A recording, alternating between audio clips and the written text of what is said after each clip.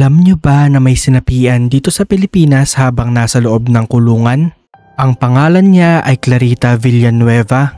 Siya ay 18 years old pa lamang nung siya ay nakulong sa kadahilanang ang kanyang naakit para sa panandaliang aliw ay isang pulis. At ang pulis na iyon ay nagdesisyon na ipakulong si Clarita.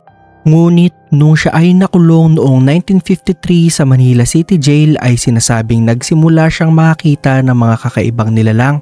Mga kamisteryo, ang itsura daw nito ay itim, mahaba ang buhok at matatalim ang mga pangil.